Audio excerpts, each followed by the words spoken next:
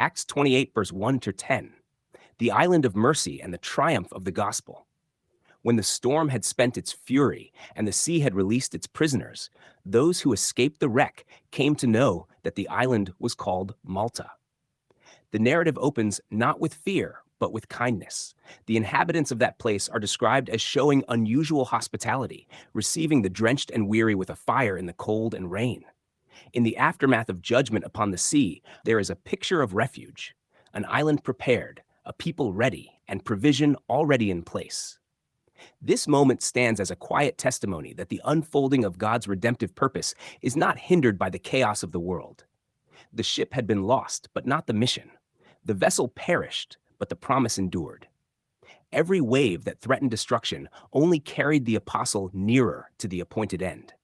As Paul gathers sticks and places them upon the fire, a viper emerges, driven out by the heat, fastening onto his hand. The scene recalls the ancient curse, where the serpent symbolizes death and condemnation. The onlookers, reasoning according to natural justice, assume that vengeance has followed him from the sea to the shore. In their eyes, survival from one danger only serves to deliver him into another. Yet the expectation of condemnation gives way to astonishment. Paul shakes the creature into the fire and suffers no harm. The anticipated judgment does not come. The poison has no dominion. What was assumed to be the hand of justice is revealed to be powerless before the life that now resides in him. Here, the narrative bears witness to a greater reality. The authority of death has been rendered ineffective. The sting that once carried accusation and curse finds no place to land. The apostle stands as a living testimony that the old order of condemnation has been overcome, not by avoidance, but by triumph. The serpent falls into the fire, its threat extinguished, its power undone. The people, who first judged him as worthy of death, now regard him as something altogether different. Their perception shifts, revealing the instability of human judgment when measured against divine. What they could not discern through reasoning is made clear through the undeniable evidence of life overcoming death. The narrative then turns from preservation to restoration. In the house of Publius, the chief man of the island, a father lies sick with fever and dysentery. Paul enters, prays, and lays his hands upon him, and he is healed. What follows is not an isolated event, but an outpouring. Others on the island come with diseases, and they too are healed.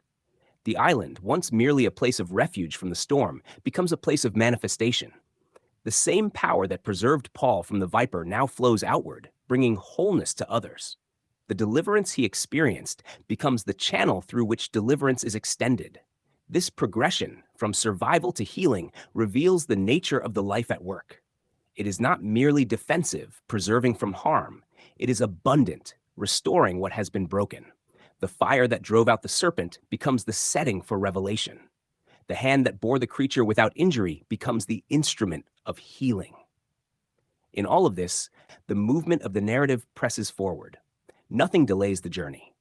Neither storm, nor shipwreck, nor serpent, nor sickness can obstruct the unfolding purpose. Each event, rather than hindering, serves to display the reality of a completed work, one in which death no longer reigns, accusation no longer binds, and restoration flows freely. The island of Malta thus stands as a witness, a place where danger is overturned, judgment is silenced, and life prevails. The apostle, carried by unseen hands through every trial, continues onward, not as one striving for victory, but as one in whom victory is already present, evident, and unshakable.